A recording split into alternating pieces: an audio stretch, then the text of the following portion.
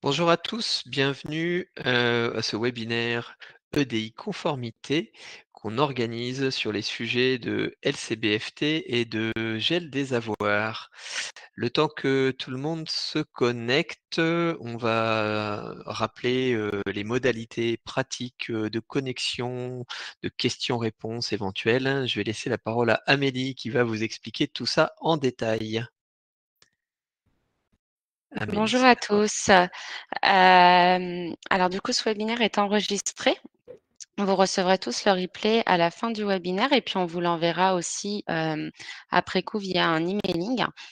Vous retrouverez le support du webinaire dans l'outil d'aide intégré à votre compte EDI Conformité quelques jours après le webinaire. Si vous avez des questions-réponses, vous pouvez les poser dans le petit menu QR dont parlait Laurent. On y répondra soit en live, donc à des moments où on s'arrêtera pour répondre à vos questions, soit vous ne m'entendez pas bien. Vous ne m'entendez pas. Oui, je sais pas, il y a peut-être, alors c'est peut-être un problème, un réglage de son. Enfin, nous, on t'entend bien. Vas-y, Amélie. D'accord.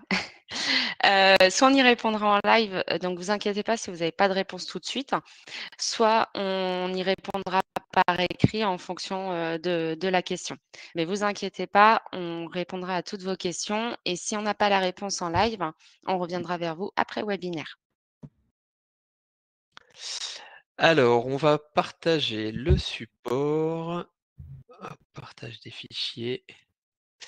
Support qui va nous servir d'animation et puis on va se présenter. Donc le webinaire aujourd'hui, la thématique, c'est les enjeux LCBFT et gel des avoirs pour le courtage. Et on a le plaisir d'accueillir Stéphanie Zimmer de MMA. Donc Stéphanie, bonjour. Je te laisse te Bonjour, présenter. bonjour Laurent, bonjour à tous. Donc Stéphanie Zimmer, je suis correspondant déclarant Tracfin pour la marque MMA. Donc MMA Vie courtage et MMA Vie Yard aussi courtage. Donc le périmètre, c'est bien le courtage. Voilà. Stéphanie est une spécialiste des sujets et va animer une bonne partie de ce webinaire avec nous. Et donc, on va vous détailler juste après le programme en fait de ce webinaire. Et puis, après chaque partie, on vous invitera éventuellement à nous poser des questions si vous le souhaitez. Je vais laisser la parole à Amélie, du coup, qui va vous présenter le programme, justement. Alors, aujourd'hui, ça va se dérouler en 6 temps. On va d'abord vous présenter tout le dispositif LCD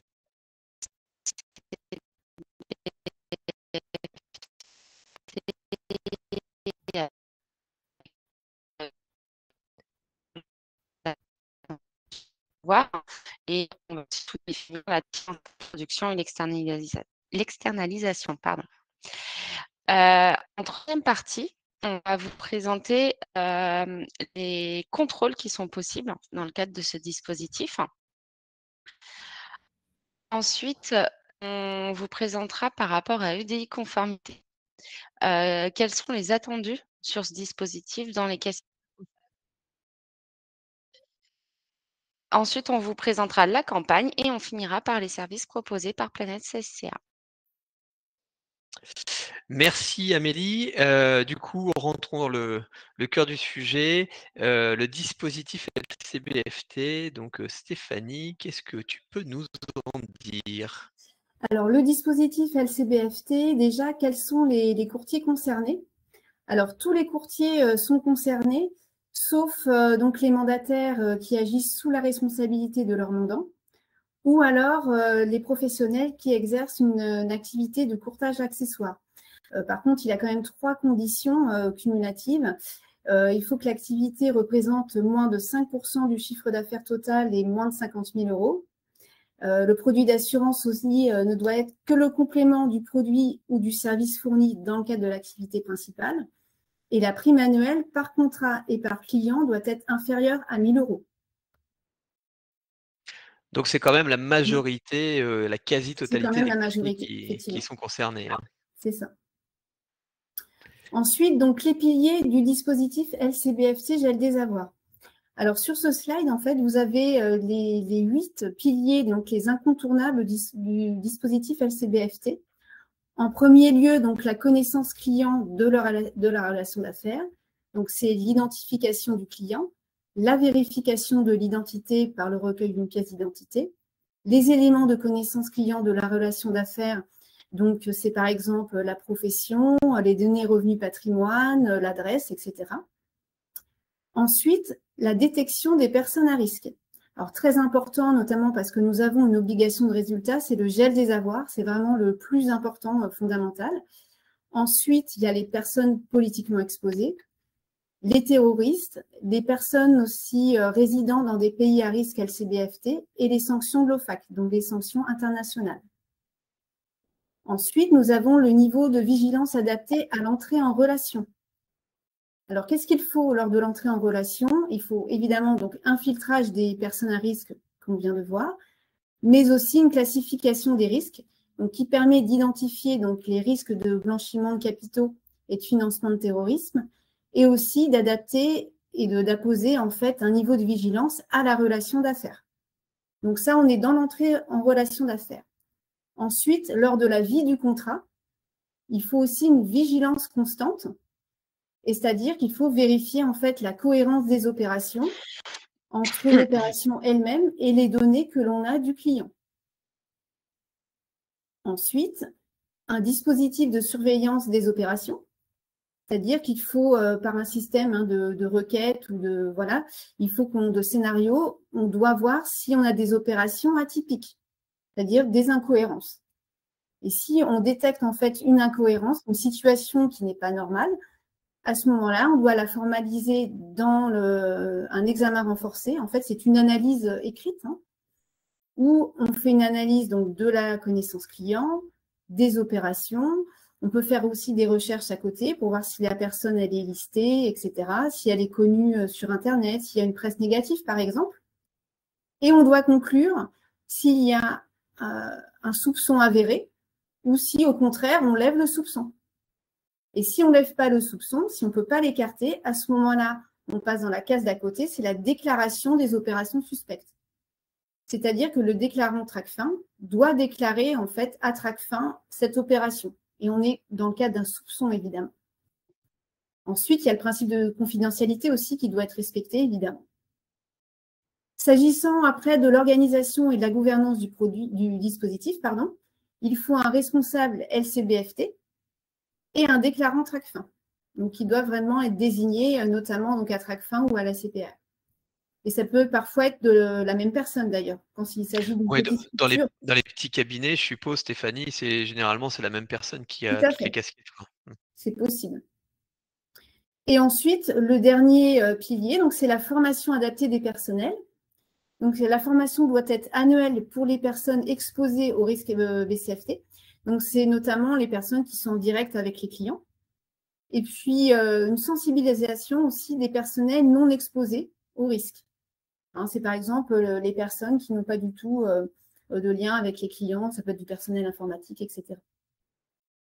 Voilà, donc ça, ce sont vraiment les 8 incontournables du dispositif LCBFT. Il y a une question dans le chat, Stéphanie. Alors, je pense qu'elle fait plutôt référence au slide précédent, mais je la pose quand même. Les courtiers dits grossistes entrent dans quelle catégorie d'intermédiaires? Alors peut-être que je peux juste représenter le slide précédent, mais pour moi, en fait, ce sont des courtiers, donc pour moi, ils sont concernés oui, tout à fait. par le moi, ils sont concernés dispositif. aussi. C'est pas du courtage accessoire, donc je pense, oui, pour moi, ils sont concernés. Et dans la chaîne de délégation, alors les courtiers grossistes travaillent avec des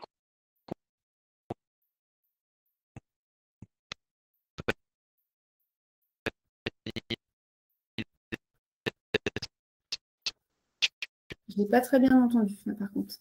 Problème de son sur moi.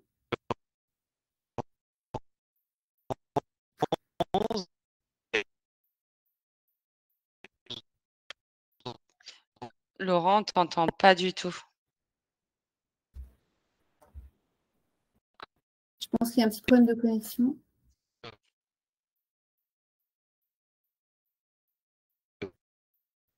Je pense aussi qu'on est sur un petit problème de connexion.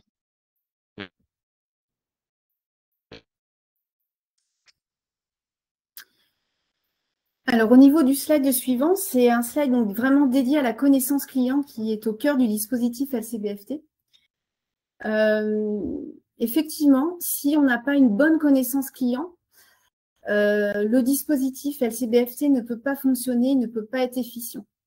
Par exemple, pour la détection des personnes à risque, si le nom et prénom ne sont pas bien insérés dans le système informatique, si la date de naissance n'est pas bonne, par exemple, eh bien, on peut passer à côté d'un gel des avoirs. Pareil pour les opérations atypiques, si on n'a pas toutes les données en fait actualisées du client, je pense notamment aux données revenus patrimoine, on peut avoir une analyse erronée en fait de l'opération. Donc en fait, la connaissance client, c'est vraiment au cœur du dispositif LCBFT. Il faut vraiment être très vigilant parce que ça nous permet en fait d'avoir un système vraiment efficient.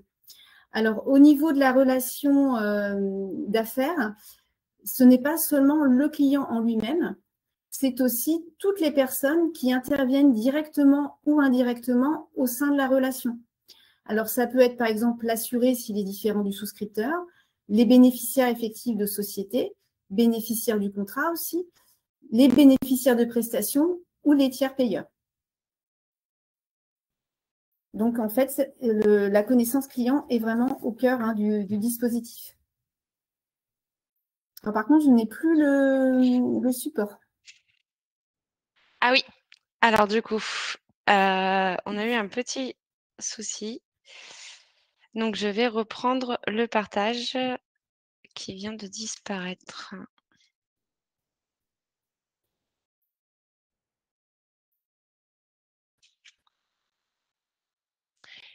Est-ce que vous voyez tous bien l'écran? Je vois en tout cas. Et on en était là, sauf erreur. Là, donc on peut passer en fait au slide d'après. Alors, juste avant, on a quelques questions. D'accord. La première, je me suis identifiée auprès de Tracfin, mais aucune réponse et ma demande est toujours en attente de traitement au bout de 3 mois. Avez-vous une astuce pour accéder? Alors, je pense que c'était pour accélérer le système. Ils ont des numéros de téléphone, on peut les joindre en fait, notamment sous Hermès, en fait, il y a des numéros pour les incidents techniques. Donc, je pense qu'on peut les appeler en fait avec ce numéro-là. Il faudra aller sur le site d'Hermès. Ok, merci Stéphanie. On a 2 autres questions avant de passer à la suite. Sur quel site internet vérifier le gel des avoirs du client? Alors, il faut taper en fait la liste en fait gel des avoirs sur Internet et vous allez tomber sur le registre national des gels. Et là, en fait, c'est la DG Trésor aussi qui met à disposition cette liste. Et vous pouvez donc taper le nom du client et avoir savoir s'il est sous mesure de gel des avoirs ou pas. La question suivante, c'est pour une entreprise, lorsqu'elle détient des filiales, faut-il connaître tous les dirigeants et bénéficiaires effectifs de toutes les filiales? Et oui, c'est une obligation. En ce qui concerne la formation annuelle LCBFT, avez-vous un texte qui mentionne cette périodicité? Ça doit être dans je ne sais pas si c'est dans le code monétaire et financier ou pas, ou dans les lignes directrices peut-être, il faudrait rechercher. Mais c'est ah oui, je crois que c'est une formation régulière, effectivement, il n'y a pas de date exactement. Donc régulière, qu'est-ce qu'on entend? Nous, je sais qu'on fait ça tous les ans, du coup. Et donc, on nous donne une petite info complémentaire, c'est qu'on peut s'abonner à la newsletter du Flash Info Gel des avoirs et que c'est très intéressant Oui, apparemment. tout à fait. Alors, les questions suivantes, si vous le permettez, on les prendra juste après, histoire de continuer la présentation. Du coup, on va passer à la délégation du dispositif LCBFT et gel des avoirs. Stéphanie, Voilà. c'est à toi. Donc, la délégation du dispositif LCBFT gel des avoirs est encadrée par le Code monétaire et financier et elle peut prendre la forme de 2 régimes distincts et cumulables. Donc, il s'agit de la tierce introduction et de l'externalisation. Tu peux passer au slide. Ouais, voilà. Alors, la tierce introduction, donc c'est l'article L561-7 du Code monétaire et financier. Et donc, c'est la faculté pour l'assureur de déléguer à un autre organisme la mise en œuvre des obligations à l'entrée en relation d'affaires. Elle s'effectue conformément au dispositif LCBFT du tiers. Donc, l'entrée en relation d'affaires, c'est comme on a vu dans le slide précédent, c'est l'identification du client, la connaissance du client et la vérification de l'identité et aussi des bénéficiaires effectifs si besoin. Et les modalités donc de transmission des informations et de contrôle doivent être prévues dans le cadre d'une convention, d'un contrat. Alors, c'est essentiel en fait parce que ça permet entre le distributeur et l'assureur de s'accorder sur les pièces justificatives, les documents, les données donc à justifier ou à transmettre le cas échéant. Alors, l'externalisation maintenant. Donc là, c'est l'article R561-38-2 du Code monétaire et financier. Donc, c'est aussi encadré. Et donc là, c'est la faculté pour l'assureur de déléguer tout ou partie de son dispositif à un prestataire externe. Donc, à l'exception, par contre, des obligations déclaratives, qui, elles, restent aussi à la main de l'assureur, bien sûr. Alors, la différence avec la tierce introduction, notamment, c'est que là, c'est l'assureur, en fait, qui… le tiers doit appliquer les procédures LCBFT de l'assureur. Alors que pour la tierce introduction, on se repose, en fait, l'assureur se repose sur le dispositif donc, du courtier. L'externalisation, donc là, ce n'est pas la même chose. Et donc, les conditions et modalités d'externalisation doivent être prévues par un contrat aussi. Et donc, l'assureur, forcément, comme c'est son propre dispositif, ils doivent être tenus de communiquer les règles donc, au courtier. Il doit aussi informer, évidemment, des mises à jour. Et il doit s'assurer aussi de la bonne compréhension des règles par son partenaire. Et surtout, il doit aussi s'assurer que le partenaire est en capacité de mettre en œuvre donc, toutes les activités qu'il a déléguées, notamment avec les moyens humains. Je suppose, Stéphanie, que dans la plupart des cas de délégation, dès qu'un assureur octroie une délégation, on se retrouve dans le schéma de l'externalisation. Oui, de facto, ça se passe comme ça. Oui, c'est ça. Donc, ces deux régimes, en fait, peuvent être cumulés. Effectivement, il peut y avoir donc, un partenaire qui a la fonction et de tiers introducteur pour l'entrée en relation d'affaires, mais aussi de prestataire externe pour d'autres activités liées donc, à la LCBFT.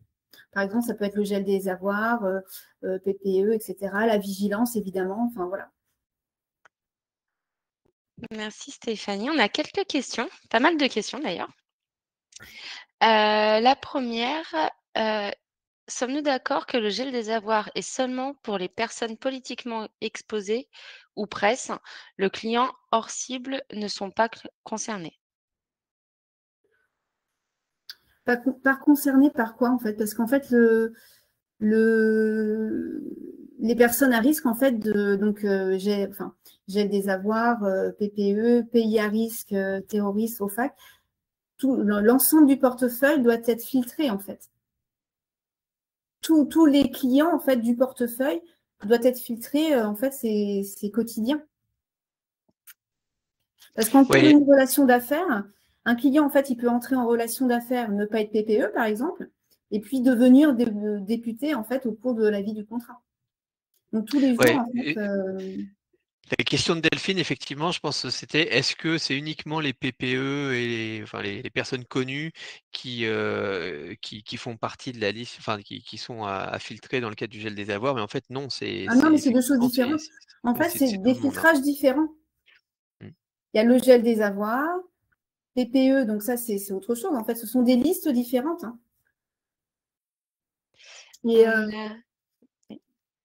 Et la différence, en fait, entre le gel des avoirs et par exemple, les PPE, c'est l'obligation de résultat, évidemment. On ne peut pas, en fait, passer à côté de la détection d'une personne en gel des avoirs.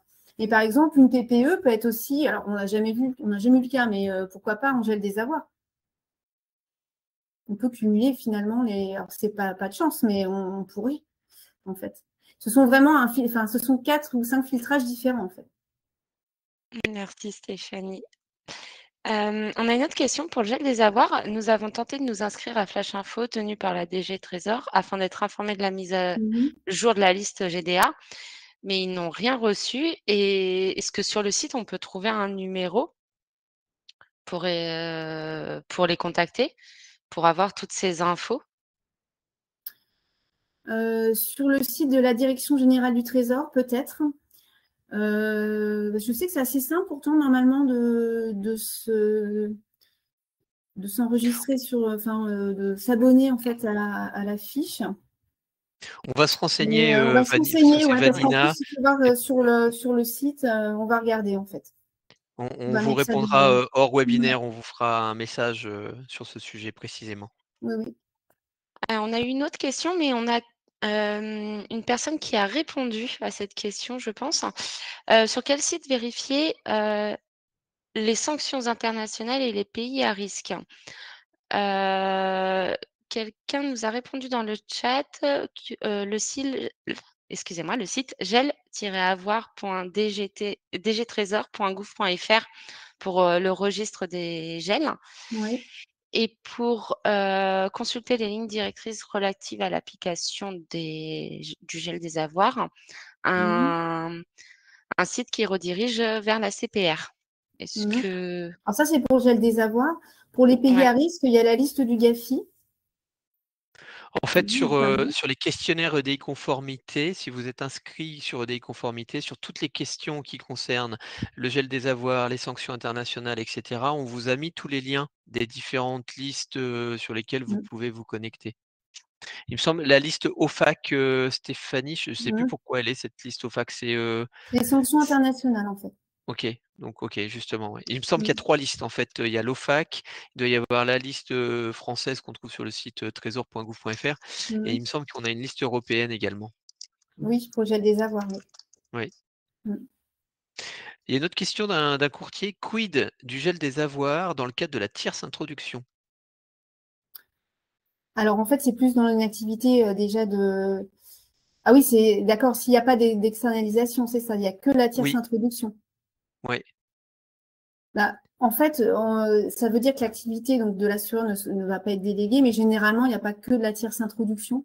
S'il y a que en fait l'entrée en relation, du coup, il ne va pas être tenu d'avoir le gel des avoirs, mais au niveau du portefeuille, le courtier est quand même tenu, lui, de vérifier le gel des avoirs, hein. Donc, il n'y aura pas forcément de contrôle du coup de l'assureur sur le dispositif, mais de toute façon, le courtier, il doit, lui, filtrer en fait son portefeuille.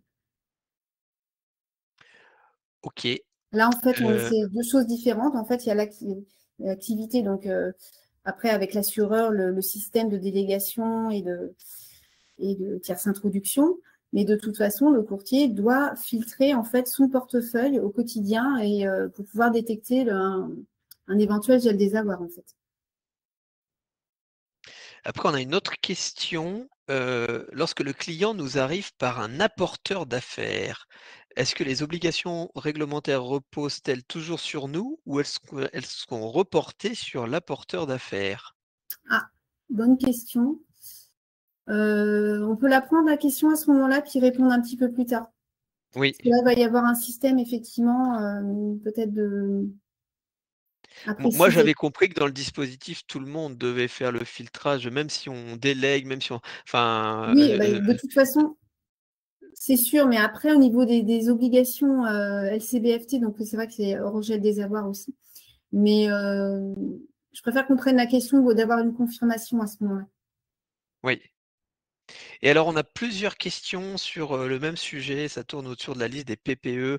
Est-ce qu'il existe Hmm. une liste officielle des PPE? Où est-ce qu'on trouve la liste des Non, PPE? Comment me non, non, procurer en fait, c'est pas évident parce qu'en fait, les PPE, donc vous savez, il y a une définition de la personne politiquement exposée et notamment toutes les fonctions qui sont PPE. Et c'est à vous, en fait, quand vous avez donc le client et notamment le métier, enfin la profession qu'il exerce, de voir si ça rentre dans les fonctions PPE. Et parfois, c'est pas forcément évident, mais il n'y a pas de liste, en fait, comme il peut y avoir pour le gel des avoirs, par exemple. Non, non, c'est pas nominatif. En fait, il faut en fait voir si la profession rentre dans la liste, hein. Alors, il n'y a pas vraiment de liste officielle, effectivement.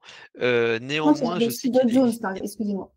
Ouais. Je sais par contre qu'il existe des logiciels sur le marché ou des acteurs sur le marché qui ont, alimenté une liste de PPE. Alors c'est Oui, sûr, c'est pas des listes officielles, mais, c'est des listes qui sont déjà assez enrichies, et qui peuvent, déjà faire un premier oui, tout filtre. à fait. Alors, par exemple, il y a des fournisseurs d'alerte, en fait. C'est-à-dire que, par exemple, nous, on travaille avec Dow Jones et en fait, Dow Jones nous donne des alertes sur les personnes politiquement exposées, puisqu'on peut en avoir, vu notre portefeuille, si vous voulez, on a effectivement des alertes quotidiennes. Et puis, si ça match, eh bien, effectivement, la personne est PPE, on vérifie. Et puis, voilà. Mais lors de l'entrée en relation d'affaires, de toute façon, vous devez poser la question au client, savoir s'il est PPE ou non. Et c'est lui qui doit répondre. Et si il répond oui, à ce moment-là, il y a des mesures de vigilance à mettre en place. Et nous, par exemple, si la personne répond oui, à ce moment-là, dans l'outil, c'est marqué oui, et donc il y a une paire de délégations et c'est géré au siège. Hein, puisqu'on nous demande effectivement des éléments complémentaires de vigilance, et puis au niveau aussi de l'origine des fonds. On demande l'origine économique des fonds, la traçabilité bancaire, etc. En fait, il y a toute une mise en place, hein, de mesures en fait, complémentaires et pour les personnes politiquement exposées. Alors après, il y a plusieurs questions qui rejoignent, celles qu'on avait vues tout à l'heure, au sujet des mandataires. Alors il y en a une, c'est au sujet des mandataires, le courtier doit donc faire le filtrage à la place du mandataire ou est-ce qu'elle le délègue quand même au mandataire? Donc même sujet, on vous répondra, on va Oui, se renseigner, mais à mon avis, ça peut pas être oui, à la place d'eux. Vous avez oui, toujours oui. l'obligation de le faire.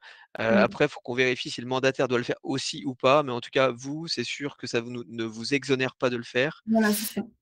Et il y a une autre question sur le même style, c'est en fait la distinction entre un apporteur qui est lui-même intermédiaire ou un apporteur autre. Parce qu'on peut avoir des apporteurs qui sont des co-courtiers, en fait des courtiers, intermédiaires en assurance, ou alors il peut y avoir des apporteurs qui sont, des prescripteurs, des agents immobiliers, et cetera. Ah oui. En tout cas, vous, en tant que courtier, ça vous exonère pas de le faire. Mm. On a une autre question. Bonjour, nous devons prouver la recherche sur le gel des avoirs. Comment faire pour justifier de cette recherche? Comment on apporte la preuve qu'on a bien fait la recherche sur le gel des avoirs? Oui, il faut tracer en fait. Il faut tracer alors dans un outil ou un fichier Excel, par exemple. Et puis, oui, il faut de toute façon tracer pour qu'en cas de contrôle, vous puissiez prouver que vous avez fait la recherche du gel des avoirs. Donc après, il y a plusieurs moyens, hein, mais ça peut être effectivement par un fichier Excel, hein. Après, il y a des outils, si vous êtes équipé d'un outil de Ouais. gestion marché, il y a des outils qui font ça, qui sont connectés sur les listes et qui gèrent cette traçabilité pour vous, hein. Il y Mm. a beaucoup de logiciels sur le marché qui automatisent tous ces processus pour vous, hein. Je propose qu'on passe à la suite, parce il y a encore pas mal de questions, mais on les traitera au Ouais. fil de l'eau. Amélie, par contre, c'est toi qui dois avoir la main, sur le partage. Voilà, alors maintenant on arrive dans la partie contrôle. Mhm. Contrôle Donc, il du y a trois dispositif. types de contrôle, en fait. Il y a de contrôle interne. Il y a un contrôle interne donc, au sein du cabinet de courtage, le contrôle interne de l'assureur et aussi le contrôle de la CPA. Alors, le contrôle interne donc, au sein du cabinet de courtage, c'est-à-dire que vous devez avoir un dispositif de contrôle interne donc, adapté par contre à la structure effectivement du cabinet. Hein, donc, au minima, par contre, il faut avoir un contrôle permanent de premier niveau, c'est-à-dire vérifier au moins que votre dispositif en fait fonctionne et pouvoir aussi le tracer.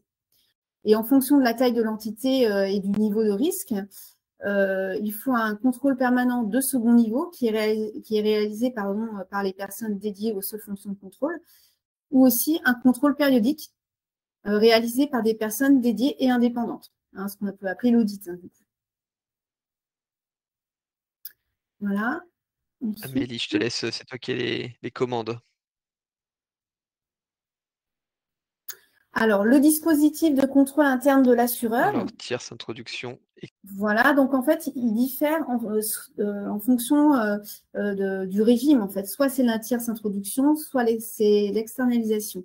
Si c'est la tierce introduction, le dispositif de contrôle interne de l'entreprise, enfin de l'assureur, doit prévoir en fait un contrôle sur le respect des conventions qui sont passées donc entre le courtier et l'assureur.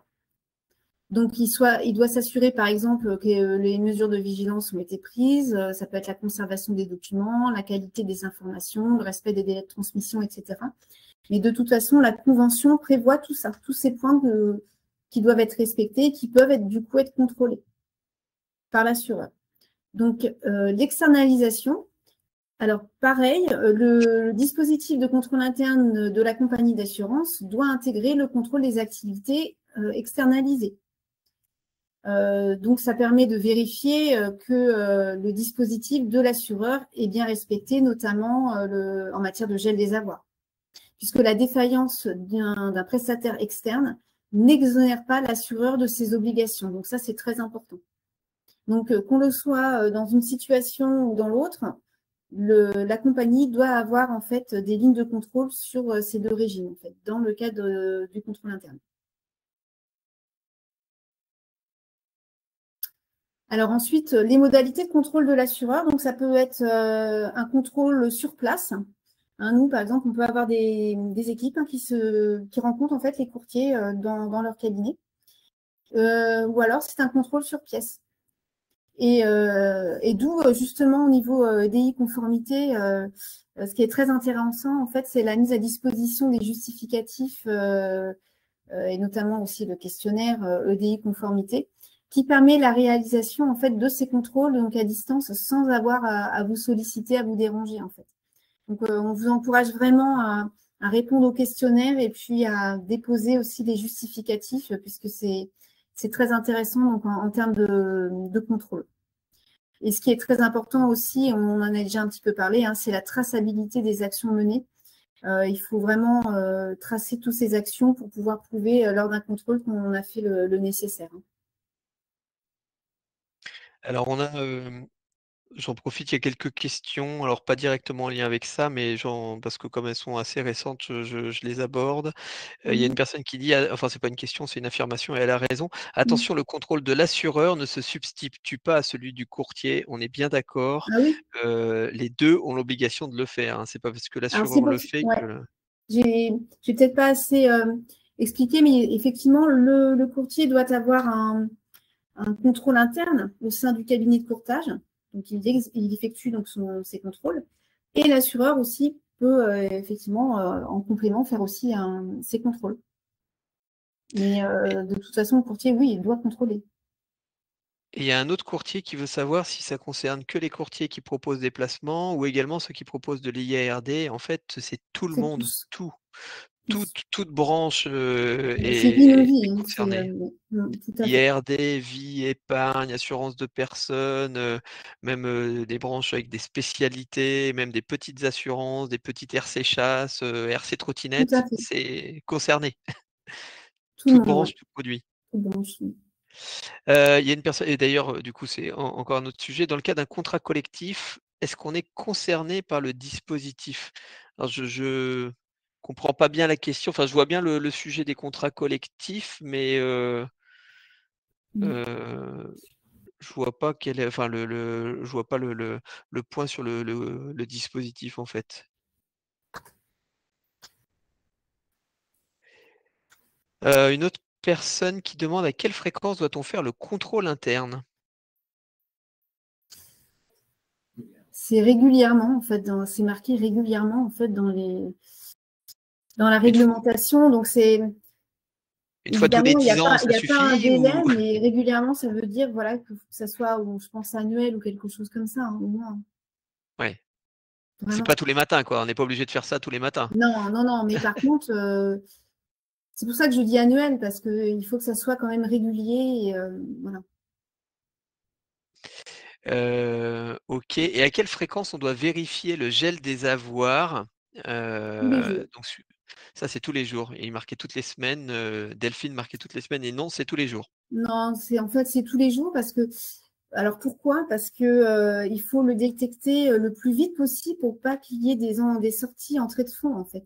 Parce qu'il faut que la Direction générale du Trésor donne son autorisation pour, pour les versements, c'est-à-dire pour les entrées de fonds, donc les cotisations, et aussi en cas de sinistre pour les sorties de fonds. Hein, donc, il faut les informer tout de suite sans délai. Donc, l'idéal, enfin, c'est même pas l'idéal, c'est vraiment, il faut. Après, c'est une question peut-être de structure et de moyens, mais c'est tout. Normalement, c'est tous les jours. Hein. Et encore une fois, vous avez des outils qui existent pour ça. Donc, soit Mm. vous avez déjà un logiciel de gestion qui doit intégrer ce genre de dispositif pour le faire à votre place, parce que si vous avez un portefeuille de 500 clients, vous n'allez pas passer 3 heures le matin Voilà. à scanner vos 500 clients, hein. Donc, soit vous avez un logiciel de gestion dans lequel vous gérez votre activité et il faut que ce logiciel soit connecté pour faire ce traitement. Soit, si vous n'avez pas de logiciel, il existe aussi des plateformes en ligne sur abonnement, hein, c'est pareil, on prend un petit abonnement pour ça et vous pouvez charger votre fichier client et l'actualiser régulièrement et c'est la plateforme qui le fait pour votre compte. Mais Mm. de toute façon, ça nécessite d'être outillé à minima, hein. Vous ne pouvez pas Voilà. aujourd'hui le faire Oui, sans outils. c'est indispensable. Alors, dans le Et cas du d'un échange d'informations, par exemple, si l'assureur a un jet des avoirs, il va venir vers vous, hein, de toute façon. Mais quand même, il faut le faire tous les jours. De manière automatisée, oui, c'est plus simple parce que sinon, c'est source évidemment d'erreurs. Et alors, on a eu les précisions sur le contrat collectif. On a eu d'ailleurs deux questions, deux observations sur le point. C'est est-ce qu'en fait, il faut également faire le traitement sur les bénéficiaires du Mm. contrat de régime santé collectif? Donc, par exemple, tous les salariés qui sont rattachés à un contrat collectif. Ben, normalement, oui, je sais que c'est compliqué des fois au niveau informatique parce qu'en fait, le contrat, il est fait avec la société. On n'a pas connaissance forcément des salariés, par exemple. Et ça, c'est plutôt le gestionnaire, finalement, c'est le courtier gestionnaire, c'est celui qui fait Ouais, la gestion des prestations oui, qui doit faire ça. Mais c'est ça. effectivement, le courtier qui est apporteur, Ben qui oui. souscrit juste le contrat collectif, normalement, vous n'avez pas la liste des salariés ou vous l'avez peut-être eu à l'entrée enfin au démarrage du contrat, mais vous n'avez pas forcément une liste Mm, actualisée. Donc c'est plutôt à celui qui assure la gestion du mm, contrat de prestation de le faire, hein. mm. Et de toute façon, avant tout décaissement aussi, il doit y avoir un filtrage, hein, de toute façon. Ah, une question très intéressante. Est-ce qu'il faut continuer à faire est-ce qu'il faut relever les personnes sous gel des avoirs qui ne sont plus nos clients? Les personnes qui ont résilié leur contrat, qui sont plus en relation avec le courtier? Non, non. Non. L'obligation, c'est uniquement les personnes qui sont enfin Voilà, c'est le les contrats nouvel en portefeuille, assureur hein. qui le font. Une confirmation aussi de Déborah, il faut faire le filtrage sur les tiers de bénéficiaires de sinistres. Oui, bien évidemment, hein, Oui, c'est pas oui, uniquement oui. sur la fraude, hein, C'est c'est ce que je vraiment disais tout à l'heure, en fait, au niveau de la relation d'affaires. Ce n'est pas que le client. Euh, et notamment, il y a aussi les tiers bénéficiaires, par exemple en contrat RC, quand on assure en responsabilité civile, le bénéficiaire du contrat, on doit aussi le filtrer. Et le payeur, en fait, aussi, s'il est différent du souscripteur, par exemple. C'était la petite fleur que je vous ai présentée tout à l'heure. tout à l'heure. OK. On va passer à la suite du coup. Donc, quelques points de contrôle. Par exemple, la désignation d'un correspondant déclarant TRACFIN. Donc, ça, on peut le prouver notamment par le courrier adressé, hein, donc à TRACFIN. L'existence de la classification des risques, l'information aussi, qu'on doit pouvoir tracer tout ça. La formalisation du dispositif dans des procédures écrites et diffusées aux opérationnels. Donc ça, c'est en fait, c'est le corpus documentaire qu'on appelle. La mise en place d'un reporting. Enfin, ça, c'est différents points de contrôle en fait. Mais en fait, dans la convention, normalement, tout est listé. Hein.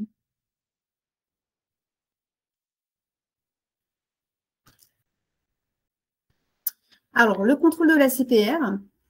Donc, la CPR, donc c'est l'autorité de contrôle prudentiel et de résolution, donc qui est adossée à la Banque de France et qui est chargée donc d'assurer le contrôle du secteur bancaire et assurantiel en France.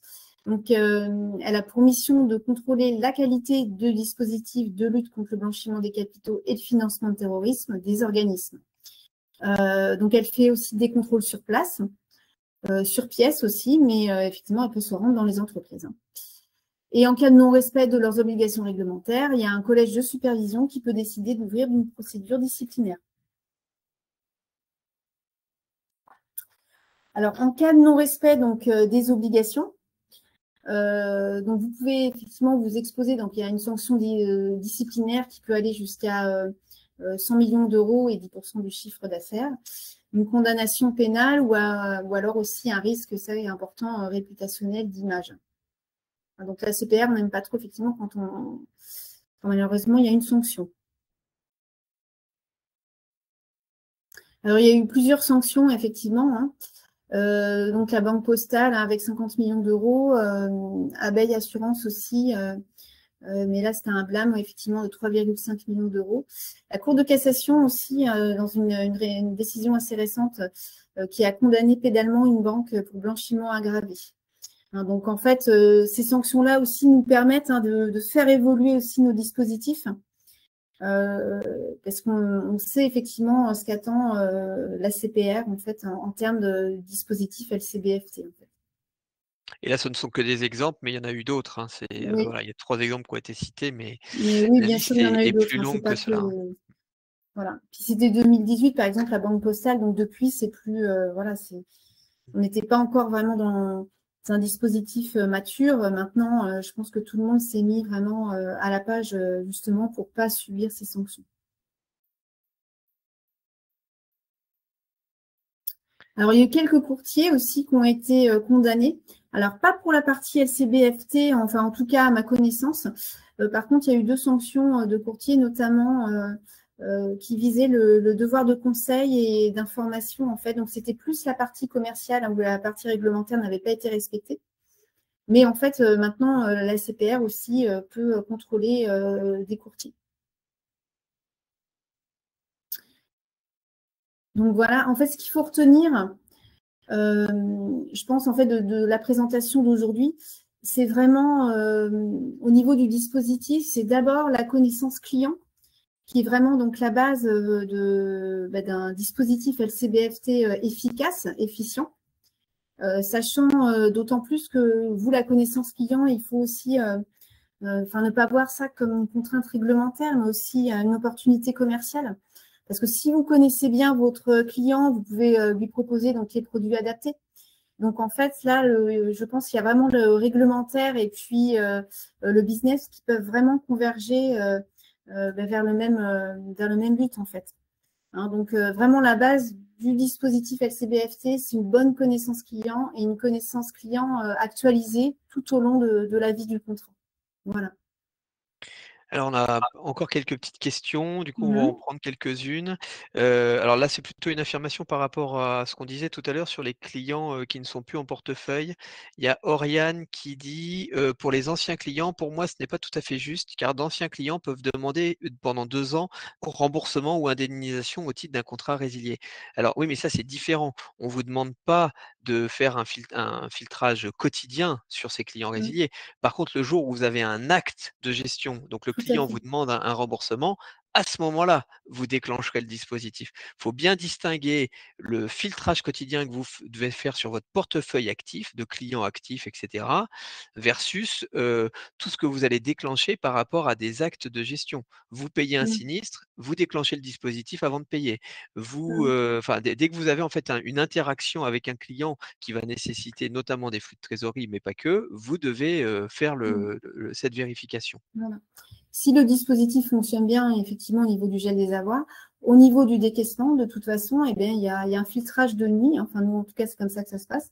Et puis, avant le décaissement, la personne en question, si elle a été client avant, le contrat est résilié, mais elle bénéficie après quand même, elle peut bénéficier de fonds, et bien à ce moment-là, elle sera topée quand même, justement parce que le dispositif fonctionne pour les décaissements aussi. On nous demande, c'est une bonne question, est-ce qu'il faut également filtrer les experts sinistres ou les garages? Ah oui, c'est les fournisseurs. Et oui, normalement, oui. Dès lors qu'il y a un flux de trésorerie, en fait, il En fait, c'est faut… ça. C'est tous les flux financiers, en fait, donc toutes les sorties de fonds. Et notamment, oui, nous, c'est comme ça que ça se passe. Hein. Les garagistes, par exemple, ceux avec qui on travaille, les experts, quoi d'autre, ça peut être en sinistre. Bah oui, toute la partie expertise, au niveau des garagistes, Oui, les intervenants, les différents tous les intervenants. intervenants, Ouais. en fait. On nous demande, en cas d'un règlement de sinistre, pour un courtier qui n'a pas la délégation de paiement, doit-il malgré tout faire un filtrage? Alors à mon avis, s'il n'a pas la délégation de paiement, là pour le coup, c'est peut-être pas à lui de le faire, ce sera peut-être Ah plus, bah non, c'est l'assureur qui le fait. c'est l'assureur qui le fait. Mm. Si vous n'êtes pas dans le flux de trésorerie, enfin si c'est pas vous qui Ah maîtrisez oui. le sujet là, c'est pas à vous de le Oui, faire. si les sinistres, par exemple, sont gérés donc, par la compagnie d'assurance, là, pour le coup, pour le versement des fonds, vous n'êtes pas concerné. Mmh. Lorsque des clients étrangers sont simplement domiciliés en France, qui contrôle-t-on? Le centre de domiciliation, la société? Qui doit-on contrôler dans ce cas-là?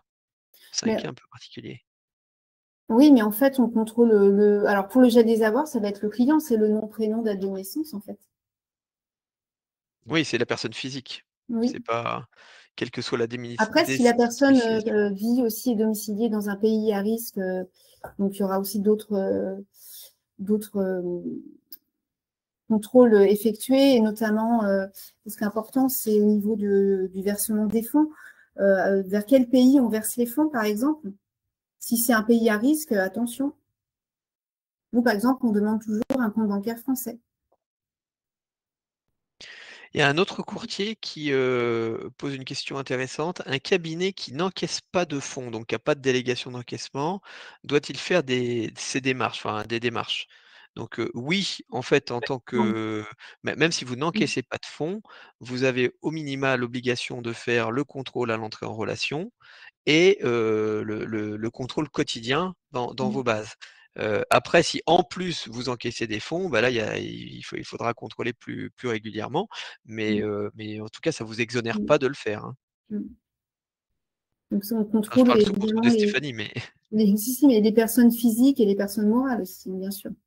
oui. On n'a pas précisé, mais Et d'ailleurs, sur les personnes, morales, on avait un sujet sur j'ai vu une ouais. Qu'est-ce qu'un bénéficiaire effectif dans une association qui n'a pas d'actionnaire? Alors ça, on peut pas forcément vous décrire enfin, normalement, dans une association, il y a quand même des représentants. Ça, ouais. je sais pas si Stéphanie, tu saurais répondre? Oui, c'est des représentants. Les représentants doivent être quand même filtrés aussi. Hein. Oui. Il y Je a vous quelques propose qu'on passe à éléments, la suite. Il reste une petite dizaine de minutes. Je vais laisser Amélie passer à la page suivante. Si tu es parmi nous, Amélie, si tu peux. Ouais, merci. Les attendus sur les questionnaires EDI conformité. Donc voilà, là on vous a parlé du dispositif, des contrôles à mettre en place, etc. Comment concrètement ça se traduit sur EDI conformité? Et ben, vous allez retrouver, toutes les informations, qu'on vous a dit précédemment à travers nos questionnaires. Donc déjà, si vous êtes distributeur, ça veut dire que vous faites de la distribution d'assurance, vous commercialisez des contrats d'assurance.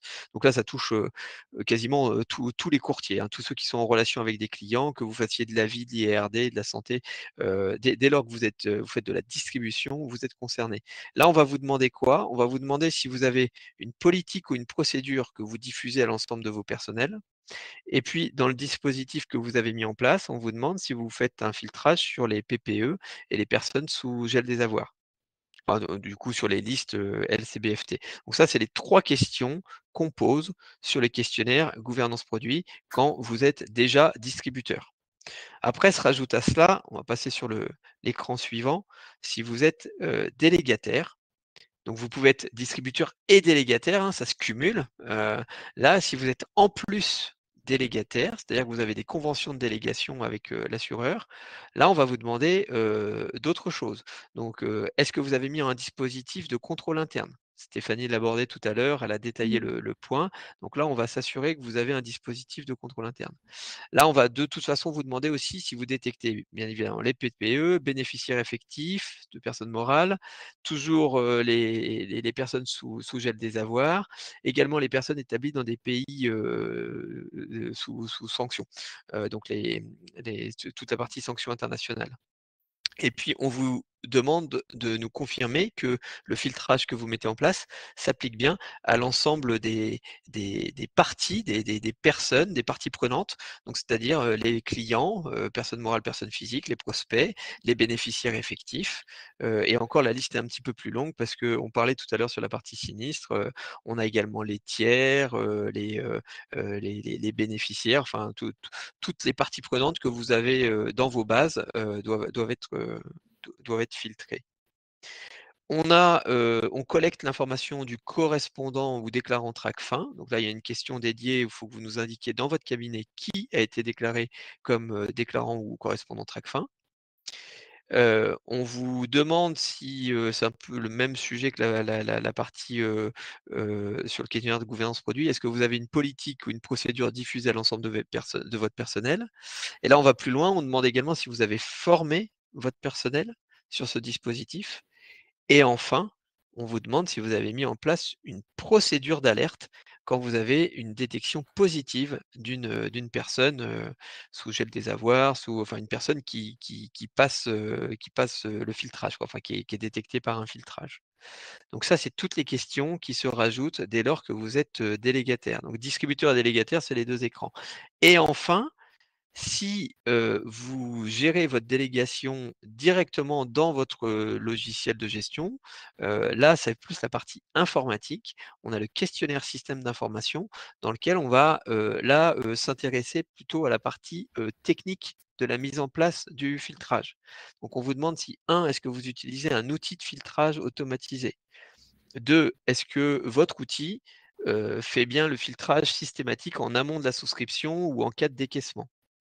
3, on en parlait tout à l'heure, est-ce que vous faites bien le filtrage quotidien de vos portefeuilles avec des critères flous? Critères flous, c'est-à-dire, sur la partie orthographe, du nom, du prénom, il peut y avoir des variantes parce que parfois dans vos fichiers, c'est pas écrit strictement de la même manière que dans les registres, qui sont disponibles, les registres, PPE ou gel des avoirs. Donc c'est pour ça qu'on demande des critères flous. 4, on demande, sur quelle liste vous vous basez, quelle liste vos logiciels se basent pour ça. Et donc là, effectivement, il y a la liste Union européenne, ONU, USA et USA, c'est notamment, la liste de l'OFAC. 5e point, ça, c'est on demande concrètement si votre outil filtre bien toutes les catégories de personnes. Donc c'est un peu la même question que sur le socle réglementaire, mais là, c'est plus orienté outils, bénéficiaires effectifs, clients, prospects. Et puis, est-ce que vous actualisez bien vos listes? Donc ça, c'est dernier point, parce que, il peut y avoir des cas où, par exemple, vous téléchargez les listes chez vous et puis vous scannez sur les listes que vous avez dans vos bases. Mais ces listes, elles sont mises à jour très régulièrement. Donc c'est très important de se baser toujours sur la dernière version des listes. Donc quand c'est connecté en API, via les API que proposent, les éditeurs de logiciels ou les API disponibles sur les API de l'État, là, sur les open data, là, il y a pas de problème, les données sont à jour. Par contre, si c'est pas les API que vous utilisez, si vous téléchargez des fichiers, il faut bien les actualiser régulièrement. Voilà aujourd'hui tout ce qui est contrôlé sur la partie, EDI conformité. Je vais laisser la parole à Amélie qui va, faire du coup les 2 dernières, parties, donc les dates de campagne et puis, vous parler également des services proposés par Planète CSCA. Alors, concernant la campagne de cette année, donc les questionnaires, vous les avez en ligne depuis le 8 janvier dernier et vous pouvez, depuis le 7 avril dernier, publier vos questionnaires. C'est vraiment très important parce que si vous ne publiez pas, vos partenaires assureurs et courtiers grossistes ne verront pas vos réponses. Vous avez jusqu'au 15 juillet, 23h59, je précise, parce qu'on nous pose souvent la question, pour publier votre questionnaire cette année. On vous recommande, en tout cas c'est une recommandation de la part de vos partenaires, de privilégier la transparence avec eux dans vos réponses. Et après publication, donc vos partenaires pourront vous émettre des recommandations sur la plateforme, pour, avoir des compléments ou pour, vous poser, d'autres questions. Pour vous aider, vous avez, notamment les services de Planète CSCA pour, ceux qui sont adhérents et pour ceux qui ne le sont pas, vous pouvez. Vous avez toute une base de ressources documentaires, avec des modèles de documents, tout un tas d'informations pour vous aider à répondre, au questionnaire et à vous mettre en conformité. Vous avez aussi accès à un service, d'aide juridique, de Planète CSCA. Donc vous avez une hotline, une base documentaire, ils font tout un tas de veilles, ils mènent aussi pas mal d'actions, Et vous avez des notamment, collèges. du coup, je précise, il y a les formations, voilà, formations collèges régionaux. Il y a des formations qui ont été faites cette année sur la LCBFT et qui rentrent dans le cadre des 15 heures de formation DDA, par exemple. Pardon, Amélie. Et donc, vous voyez un peu tout leur panel de services auxquels vous pouvez accéder, lorsque vous êtes adhérent. Donc, c'est vraiment une aide qui peut, vous être précieuse. Il nous reste quelques minutes, Eh beh, ça tombe bien, on a pas mal de petites questions. Doit-on utiliser obligatoirement la liste OFAC? Alors ça dépend des délégations que vous avez avec les assureurs. C'est ça. Ça, c'est selon les conventions. Il y a certains assureurs qui exigent de filtrer sur l'OFAC, d'autres non. Donc vous vérifiez avec vos conventions, puis dès lors que vous avez un de vos partenaires qui l'exige, bah, il faut le faire.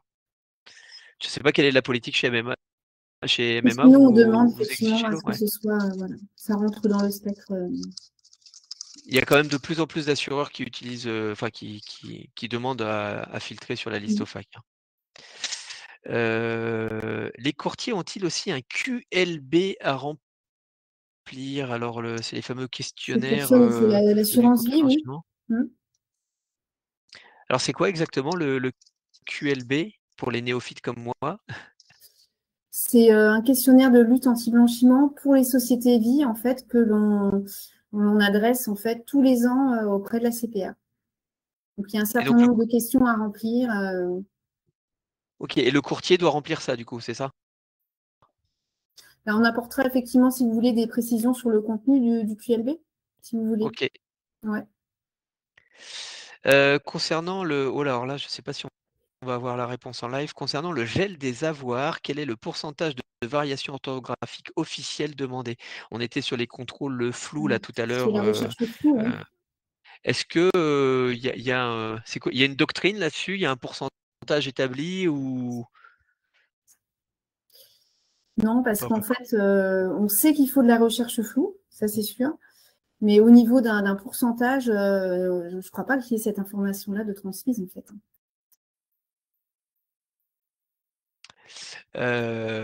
OK.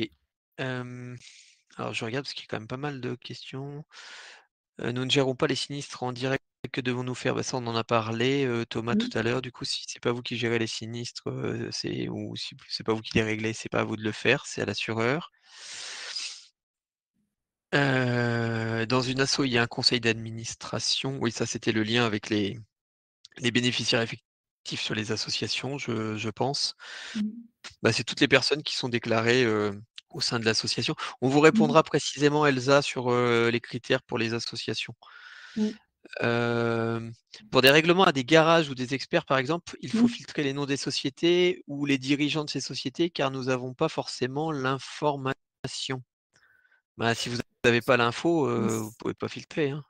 Bah oui, il faut l'association, enfin le nom du garage et puis son bénéficiaire effectif. Après, ça, c'est des informations qui sont publiques, hein. Oui. Ah, une question que j'avais pas abordée, mais qui date un petit peu tout à l'heure, hein. A-t-on une obligation de revenir vers un courtier ou un assureur en cas de détection d'un gel des avoirs? Donc c'est quoi Oui, les modalités de dans le cas de l'échange d'informations.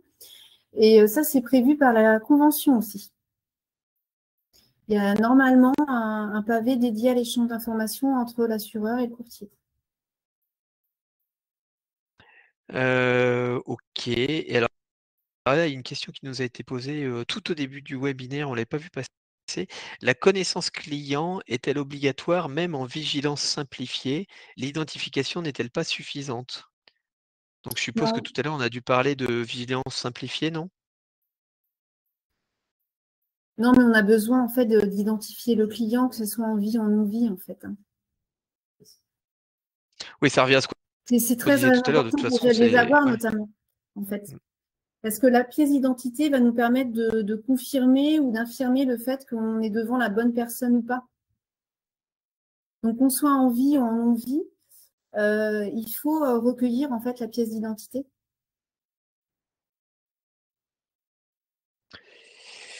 Ok, je regarde si j'ai d'autres questions, mais je pense qu'on a dû faire le tour. Au sujet des mandataires, le courtier doit donc faire le filtrage à la place du mandataire. Oui, bon, ça on en a parlé tout à l'heure.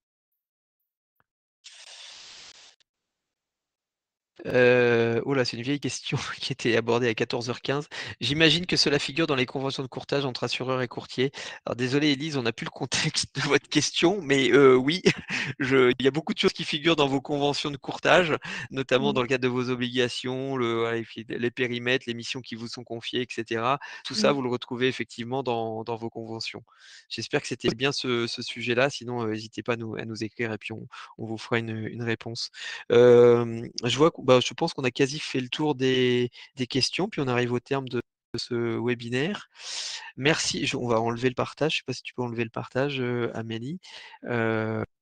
Merci beaucoup à tous. Ah oui, il y a une question, le coût pour adhérer. Alors, je l'ai vu passer très brièvement. Si c'est pour des conformités, c'est gratuit. Donc, il n'y a pas de problème, vous inscrivez, c'est gratuit, il n'y a pas de frais. Merci à tous pour votre participation et puis le webinaire, le replay va vous parvenir très prochainement. Et encore merci Stéphanie pour ton intervention et merci Amélie pour Avec plaisir. ton intervention et la modération. À bientôt. Merci, au Merci. revoir. Bonne fin de journée, au revoir.